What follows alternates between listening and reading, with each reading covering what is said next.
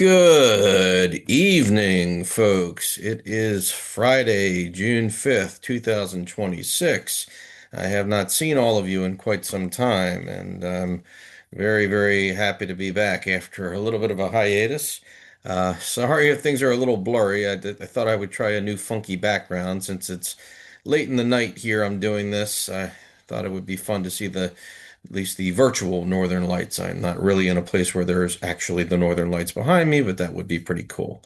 My name again is Andrew Sindler, and welcome to my channel and my latest video that I'm going to be presenting on today. It's been some time, but I have had some interesting happenings of sorts since my last video, including my first foray into teaching in high school. I was a guest speaker at my daughter's government class talking about pretty much the same topics I talk about on this channel, just to a very different audience. So, kind of just a more general information session, but also I don't think it's too early to learn about some of this, just so the future generations and the work that they're eventually going to do, they'll get to know exactly what kind of benefits that they may eventually be entitled to. So, kind of fun. Some other fun happenings as well, but I won't bore you with the details.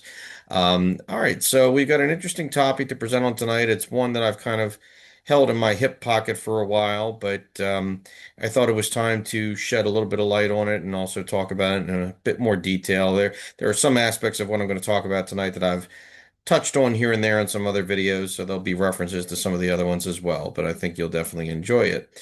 So, without further ado, we'll do my traditional screen share and we will get started here.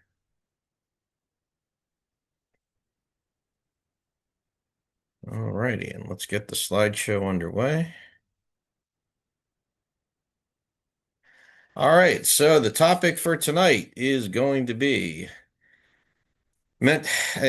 I hate the way that this actually looks because it looks like I'm saying mental cases, which is obviously a very bad connotation, and I don't mean it to come out in any bad or humorous way for that matter.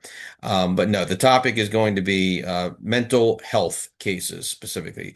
How to establish disability when you have nothing physically wrong with you. Let's jump right in here. All right. So I'm sure this kind of goes without saying. I think everyone probably has a fairly good sense, just from a common sense perspective, on the difference between mental health and physical health. So, not to really go into anything too obvious, but really just to sort of try to relate it to the topic of Social Security disability. Physical health are typically types of conditions that generally are easy to observe, even with just the naked eye, and they involve physical limitations and restrictions. So it could be standing, it could be walking, lifting, balancing, bending, stooping, other postural movements. Could also be things such as breathing, even with shortness of breath. Um, could also involve fatigue as well, and certainly involves pain, physical pain, um, and things of that nature. And certainly, I would say the bulk of disability claims certainly involve at least some aspect of physical health, but not always. But that is definitely the more common variety. Whereas with mental health, of course, it's generally harder to observe at first glance, and it's also sometimes harder to diagnose.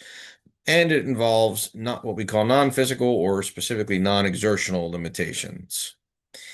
Now, interestingly, there's a sort of dilemma, if you will, with mental health cases in that they are typically harder to prove, but they also, depending on the specific circumstances and facts, which we're going to be getting into a little bit further into the slideshow, can actually be more easily dispositive in your favor if you're dealing with mental health impairments.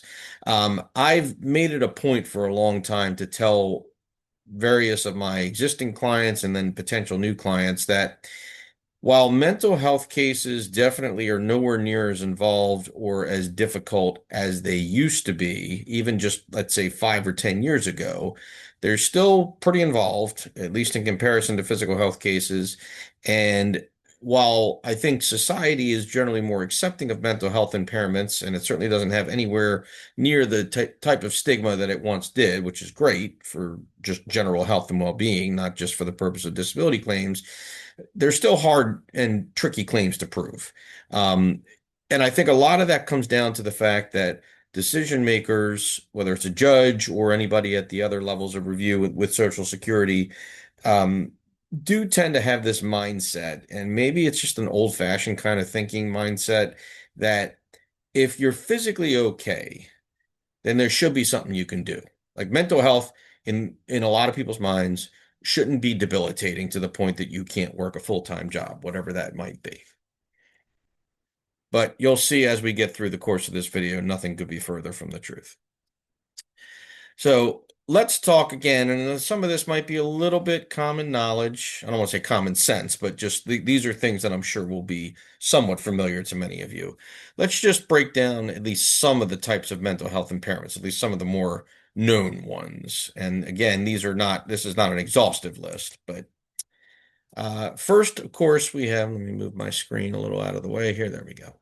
Mood disorders, so depression and bipolar disorder, which is the current terminology that historically used to be described as manic depression, where you'd have kind of highs and lows, where, kind of hyper and excited and then down in the dumps kind of feeling. But those are typically what encompass mood disorders. Anxiety and compulsive disorders, so GAD, which is generalized anxiety disorder. Panic attacks, which a lot of times goes hand in hand with anxiety or generalized anxiety disorder. And of course, OCD, obsessive compulsive disorder, very common one as well. Neurocognitive slash neurodevelopmental disorders, so autism, intellectual disorders, or what sometimes are more generally described as learning disabilities. And it doesn't even just necessarily have to be something you dealt with when you were in school. It could be something that was diagnosed later in life. ADD and ADHD, of course, are big ones in this category as well. Anything that's depriving people of proper attention and focus. Personality and impulse disorders, so borderline personality disorder, anger management issues, etc. And then there are perceptual disorders, schizophrenia, multiple personality, or I believe the current terminology might be dissociative identity disorder. So basically, just the types of disorders where you're a little bit out of touch with reality. You might be having visual or auditory hallucinations, seeing things, hearing things, that kind of stuff, which can be very scary. And then finally, trauma and stressor related disorders, most commonly, of course, one I'm sure a lot of you are familiar with, PTSD, post-traumatic stress disorder, usually the result of being exposed to a type of trauma. Could be some kind of severe traumatic incident, like a bad car accident, being the victim of a crime. Certainly for my military clientele, being in any type of war-ravaged zone or wherever there's any kind of active conflict going on, being in combat or battle, certainly a lot of that as well, and that's pretty serious stuff too. So I will say the vast majority of clients that I have served over the years and continue to serve, I haven't had a ton who have pursued claims strictly on the basis of mental health. I have had some, I'm not saying I've had none, but overall, various of my clients have at least one mental health disorder that likely comes in one of these categories, maybe something else that's not included here. Whether or not it's a significant impairment and a significant hindrance to their being able to work is another story. But it's important, as you're going to learn as we get further into this, that when you have a claim, even if it's based on physical impairments, but you have mental health going on as well, not to gloss over that. Sometimes I occasionally have a client that doesn't even think to mention to me that they have mental health impairments. It could because they just don't think that's part of their claim or that it's relevant. And again, in many instances, nothing could be further from the truth, and you definitely don't want to leave anything off the plate. Now let's talk a little bit in more detail about mental health limitations and specifically what types of mental health limitations we're talking about when it comes to a disability claim. So there are four specific domains of mental health functioning and limitations that get evaluated when someone has a mental health impairment that's being alleged as a severe impairment at step 2 of the sequential evaluation process. Throw back to my very first video. The first one is understanding, remembering, and applying information. And these are defined specifically within the Social Security rules and regulations. Um, Many of them are pretty self-explanatory. This one certainly is. So basically, the ability to understand and apply new information you're learning as part of a new job. Interacting with others, another pretty self-explanatory one, both in terms of communication, whether it's verbal or written communication, as well as just being able to be in the presence of proximity of others. Concentration, persistence, and pace. That's a big one. Obviously, that's the ability to maintain a certain flow, if you will, to be able to stay focused, stay on task. Another big, that's big terminology when it comes to these disability claims, and being able to be productive and consistently perform the tasks and requirements necessary of a full-time job. And then lastly, adapting and managing oneself, which again, somewhat self-explanatory. And this, of course, has a lot more to do with what people do in their everyday lives as far as, essentially being able to take care of themselves and adapt to their environment, whether it's their home environment or anything outside the home. It also has to do with regulating your emotions and behavior to be appropriate for the setting and for the climate, if you will, that you're in at any given moment. Now, each of these domains is evaluated on the degree of limitation, and I know these are terms you've seen before. I know I've featured them in some of my other videos. So it goes anywhere from none, obviously self-explanatory, mild, which is pretty minimal, moderate, somewhere right in the middle, and then marked, which is a really serious, significant limitation, and then extreme, of course, is pretty much a limitation to the point of not being able to do anything like that at all unassisted. So, keeping all those in mind, when mental health impairments are alleged and when they are determined to be severe, just like any other type of impairment, the first evaluation part of the process at step 3 is to determine if you meet or equal one of the mental health impairment listings. So there is a category for mental health, just like there's those other 13 categories for various physical health impairments. And mental health, the listing category is 12 point, and then there's different numbers that follow that for the different specific types of impairments, including a lot of the specific ones that I went over a couple slides ago. So it covers all mental health and cognitive impairments and any variations of them. So if you have a diagnosis that doesn't fit cleanly into one of those, that doesn't mean you can't still be evaluated to see if you equal one of them. Now, although each of them have their own criteria, generally, the key requirement for meeting or equaling one of those listings is showing that you have marked limitations in 2 of those 4 domains we just went over, or extreme limitations in one of those domains. And not to go off topic, but some of you, if you've watched the video, even if it doesn't apply to you, if you've watched my video about childhood claims, you would also recognize that that's the same way it works for the 6 domains of functioning and development for children. Now, that's not specific to mental health, but the similar requirement of either having 2 marked limitations or 1 extreme limitation. So generally, if you've got that, you've got a listing, and the case will be closed at that point in your favor.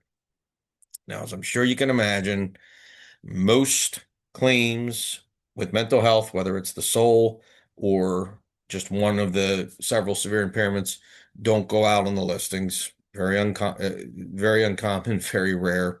I'm not saying it doesn't happen and can't happen. I've had cases that have gone that way too, but we generally don't bank on that. So what do we turn to at that point? Well, we turn to the importance of the domains themselves, but also the important limitations within those domains. Now, again, you can still argue inability to consistently perform full-time substantial gainful activity, SGA, just based on mental health impairments. And that goes even if you have physical health impairments as well. Now, I have a personal ranking of what I consider to be the order of importance from most important to least important. And I don't think any of them are not important. Let me be clear about that. And I may have some strong disagreement, even from colleagues of mine that do this work as often as I do.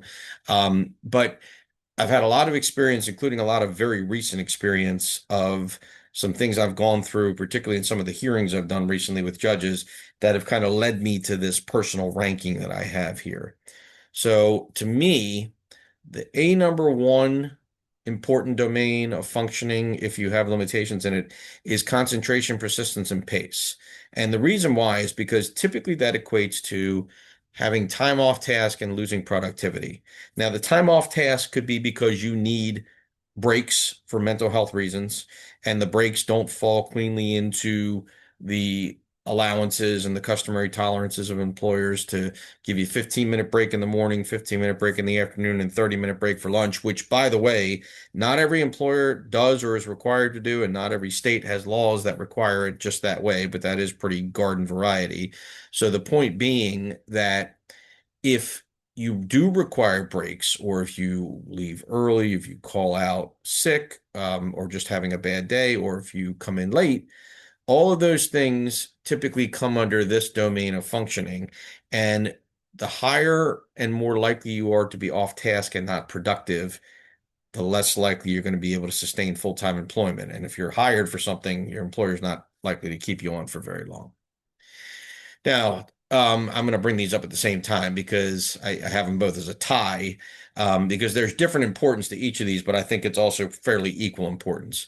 So for adapting and managing oneself, as I mentioned earlier, if you can't properly regulate your emotions or control your behavior or maintain your well-being, and as far as interacting with others, and again, not just talking about talking or communicating, if you can't even work in proximity to others, whether it's the general public, like customers at a business, whether it's coworkers also working the same job as you or just working for the same employer, or your actual supervisor or boss, and if you can't properly respond to and accept instructions and criticism, all of those things together are likely going to be work preclusive. They're going to prevent you from being able to work full-time work. And if you have them and you can prove and document them, which we're going to talk about in the coming slides, that could pretty much be pay dirt for your claim. That could make it really, really difficult for a vocational expert or anyone else involved to really say you're capable of working.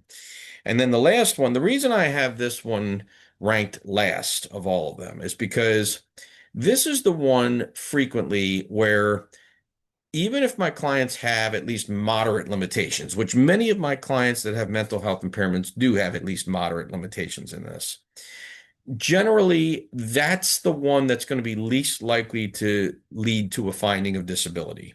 Just the opposite. If you have at least moderate limitations in understanding, remembering, and applying information, usually there's still going to be an argument that there's unskilled work you can do.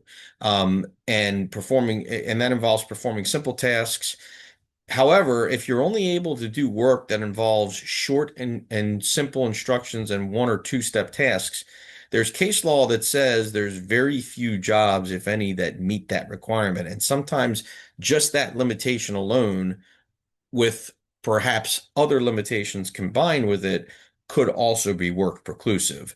But it is a little bit harder. That's why when you have in these other domains, when you have at least moderate limitations, that's where it really starts to eliminate job possibilities, no matter what the job is and no matter how simple it is. So that's why I have these ranked the way I do. Now, important domain and limitations within domains, continued here. So here are some examples, and this is where again I'm kind of hearkening back to some very, very recent examples. And I say recent, I mean stuff within like the last few weeks that this has come up. And in some ways, it's been a little bit of a game changer for me. I mean, I tell all of you, I've been doing this for so long, 20 plus years, and somehow I feel like I'm constantly still learning and evolving, which I should be. I should never get to a point where I've seen it all, heard it all, know it all. I never will get to that point. And I want to continue learning and growing. So sometimes there's just this light bulb going off moment, this aha, that makes a lot of sense. That's kind of interesting. And I really do try to not only grasp new concepts when I can, but I try to employ them wherever they are appropriately employed within the work that I'm doing. And you're going to see some examples of that as we get into this. So even having mild or moderate limitations in some of these can be work preclusive. So here's the very first one. And this actually, again, came up in two specific hearings very recently within the last few weeks. So I had clients that were previously found by DDS, Disability Determination Services, before we even got to the hearing stage, even though the claims were denied because they kind of do a halfway job at those levels. The mental health experts or consultants specifically that reviewed the cases at those lower levels made findings about my client's ability to accept criticism or instruction from supervisors. And in each of these cases, they were found to have moderate limitations. So, what does that realistically mean? Moderate is pretty much defined as occurring for anywhere from one third to two-thirds of the workday. What that essentially means is if I'm working a job and a supervisor, a boss of mine, comes up to me and offers me criticism, maybe not in a nasty or rude or condescending way, but maybe just constructive criticism, or tries to give me instructions on, hey, you need to do something differently or you need to do a better job because of whatever mental health issue I have going on, I'm not going to accept that. Now, my not accepting that could simply be I'm just not listening to it. I'm not employing it in what I'm doing, and I'm going to keep running into the same errors or mistakes. Or it could be worse than that. I could go off on my boss. I could say, don't get out of my face. Don't tell me what to do. I already know how to do this job. I'm going to keep doing it. Now, think about that purely from a common sense perspective. So we're not saying that's going to happen every single time, but we're saying that that's going to happen on a moderate basis.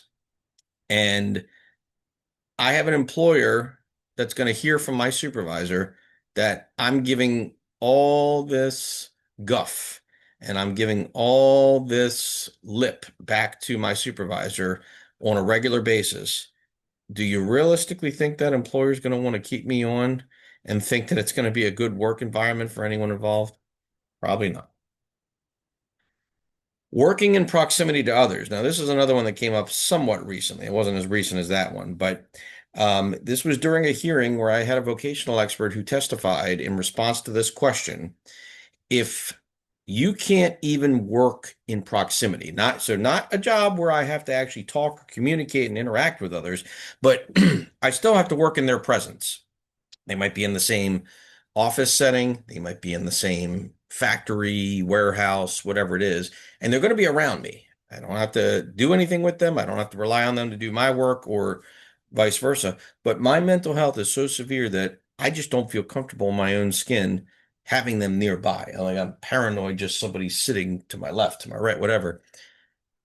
That is pretty much going to take you out of the workforce too, because no matter what kind of job you're doing, if you can't work in proximity to others, you're not going to be employable because if an employer has to allow you to work isolated, which is a key word, then that's considered an accommodation. Even if it's an ADA accommodation, accommodated work by its definition negates competitive work. And that's the definition of disability. If you can't do competitive work without having to be accommodated, you are disabled.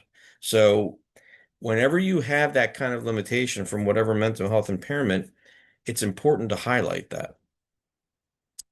Getting along, now this kind of goes along the same lines of those other two, getting along with coworkers or peers without distracting them or exhibiting behavioral extremes. So if a coworker is getting on my nerves, if there's office gossip, if there's just interference in some way, and I'm not going to be able to control myself because of my mental health, if I have like an impulse disorder, an anger management issue, yeah, again, that's going to probably lead to discipline, which is eventually going to lead to my termination. Maintaining socially appropriate behavior and adhering to basic standards of neatness and cleanliness. So, interestingly enough, One of the key areas when we see cases that get denied, whether they get denied by judges after hearings or whether they get denied by the decision makers at the lower levels, if they don't find significant limitations in the mental health impairment domains, this is one area that they look to very quickly and somewhat obviously to try to help bolster what they're trying to do. So we see notations in a lot of these decisions that in my mind are very just completely off the map, like completely irrelevant to a person's ability to work a full-time job. But they still look at this under the rubric of socially appropriate behavior. So let me give you an example. When you're treated for mental health, whether it's your own doctor or whether you go see one of Social Security's doctors, one of the things that they frequently note in these types of reports is how well, if at all, you're able to maintain appropriate eye contact with your doctor or provider or examiner. Because if you're able to look them in the eye, not like constantly staring them in the eye like a staring contest, but if you're not like constantly looking down, your hands are clasped together strongly like this, and you're clearly nervous and on edge. But if you're able to, just, look up when you need to and acknowledge that they're there, they're going to note that. And Social Security is going to use that immediately against you to say you can maintain socially appropriate behavior. And as far as standards of neatness and cleanliness, again, a lot of these reports will indicate if you're there looking unkempt and like you just rolled out of bed. Obviously, but pretty much no job that you do these days in this day and age, even remote work, can you look like that, especially if you have to be seen at any point. So again, if you have any level of limitation in that, that can be work preclusive because an employer is not likely to want to keep you on. Another huge one, attending and concentrating for periods of 2 hours. So attending your work consistently. I think I've mentioned this in prior videos, but it goes without saying. If you're going to be absent from work too frequently, whether it's calling out or leaving early or coming in late, that's going to get you canned eventually. And if you can't concentrate for at least 2 hour periods of time, after which they deem you should be able to take a break and get yourself focused, if you can't concentrate beyond that, then yeah, that it's going to be pretty hard, if not impossible, for you to be employed. And then again, completing a normal work week without disruption. So absences, like I said, and that includes leaving early or coming in late. So how can these limitations be proven and established? Well, it goes without saying, the gold standard, I've said it many, many times in prior videos, your medical records. And we're not just talking about your own treating doctor records. We're also talking about those consultative examination reports. So one of the reasons I'm still emphatically making sure that my clients are exceptionally well prepared for any consultative exams is because I know what's in those reports can sometimes be the difference between a claim being approved or denied, or at least having good support for a claim down the line, especially on mental health cases. I think I go out of my way to really help prepare my mental health clients especially well for their exams so that the reports come back as supportive as they can be. Now, this is something that I think gets glossed over way too often.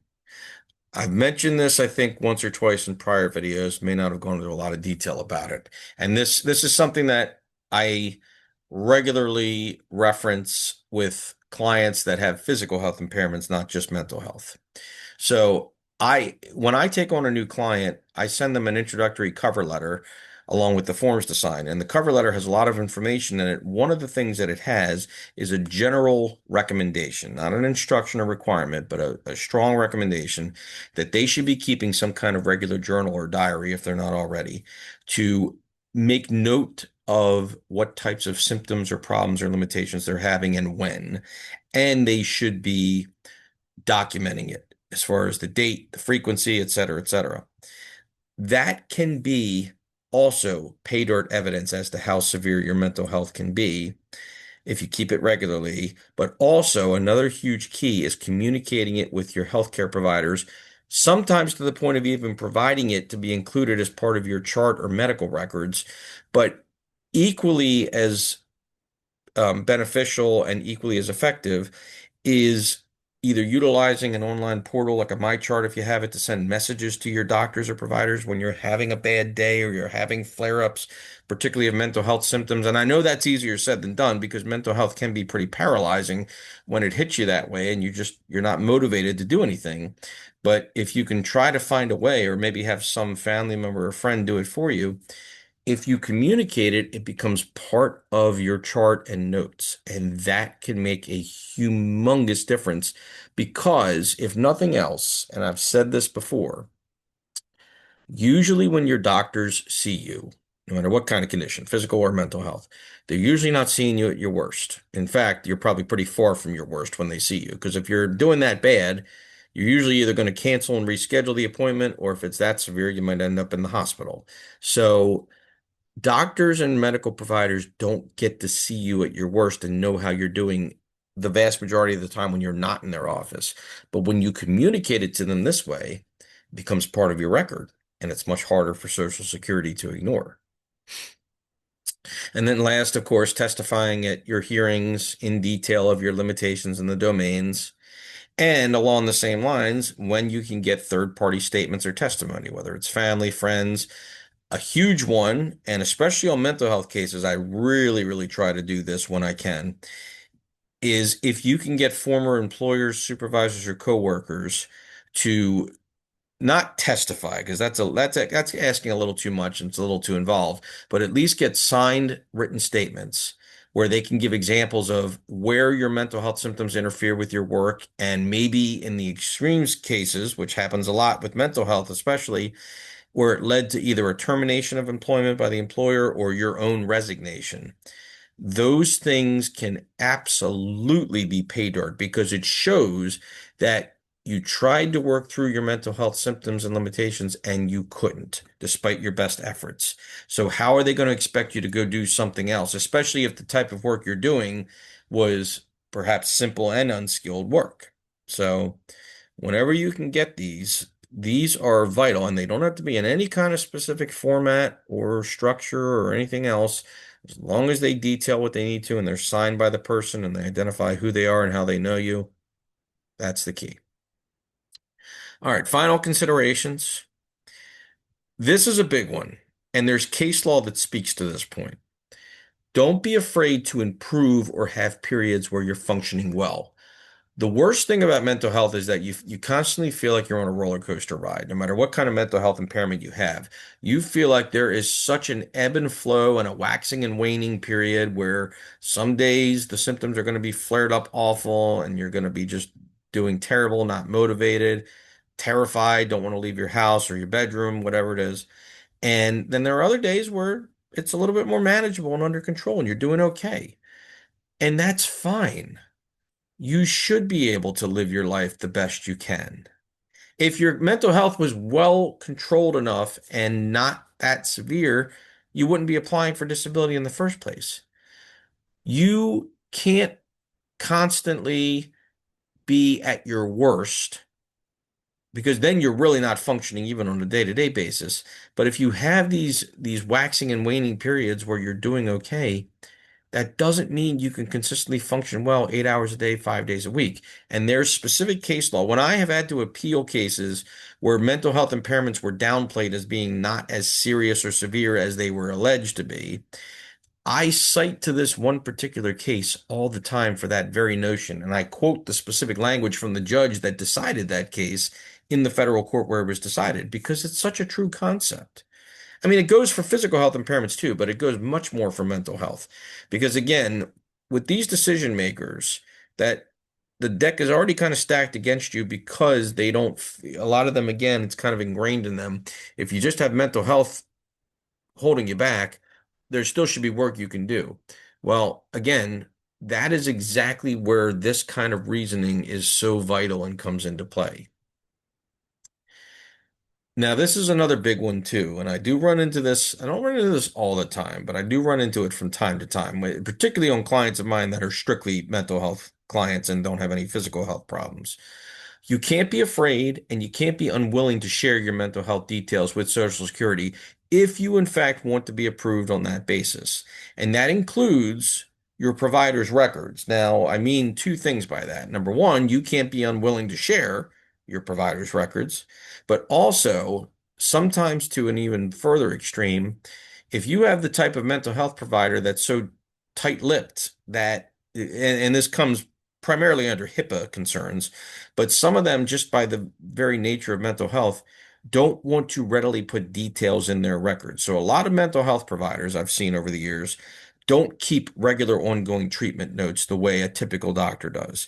It's not to say they don't keep track of what they're doing, what you're discussing, what treatment they're giving, etc.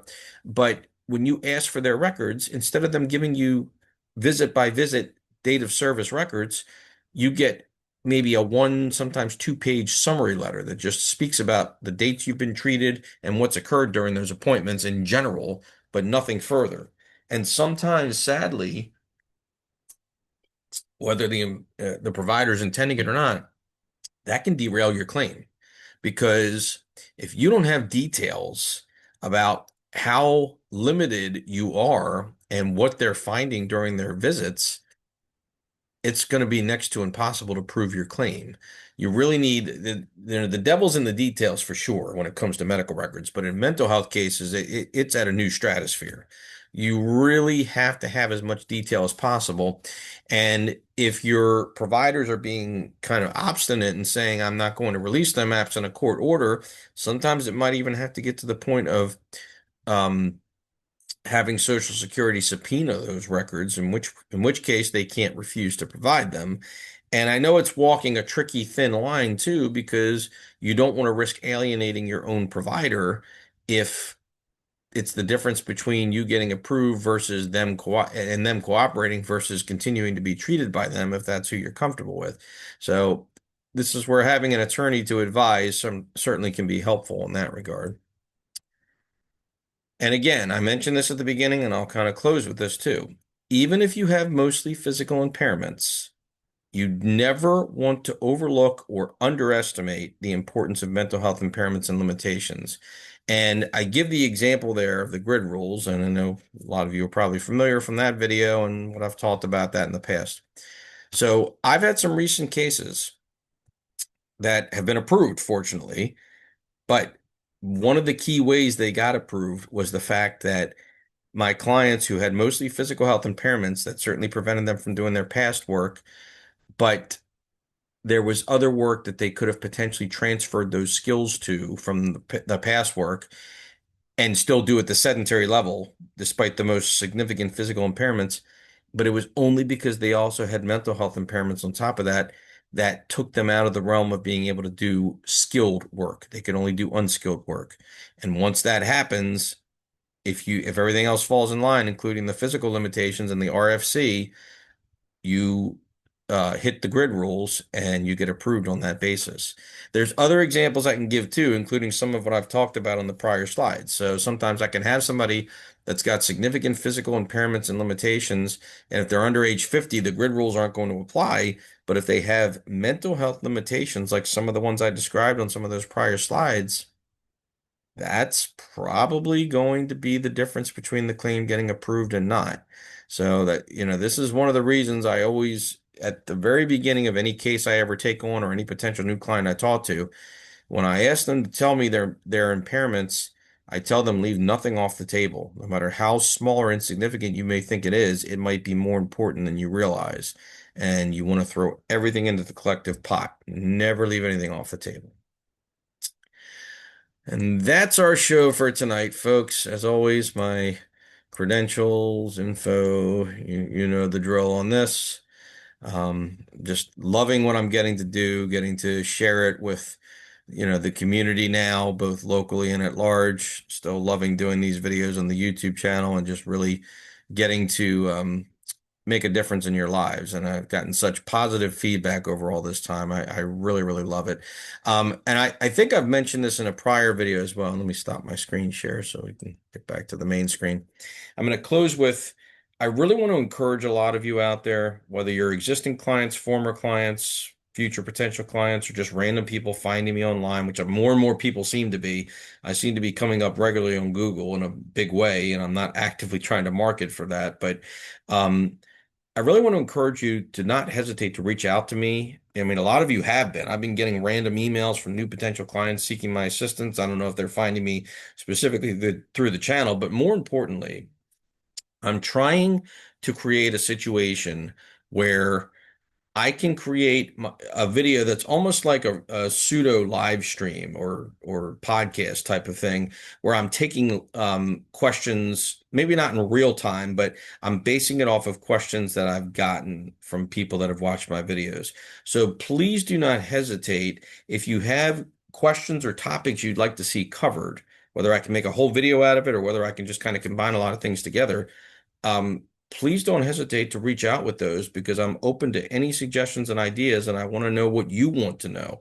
That's what I'm here for. I love getting to do this. You know, you all know how passionate I am about it, and I will continue to do it as long as I continue to have breaths in me. So, with that being said, I bid you all fond farewell and adieu. You have a great rest of your evening. Great start to the summer. I'm going to be probably taking a little downtime over the summer. I certainly need the break a little bit. Doesn't mean I'm not going to be working or around, but my next video probably won't be until we get sort of more towards the end of summer, maybe even beginning of fall, unless something pressing comes up that I need to address sooner. But I will look forward to seeing you all on the next one. You take care.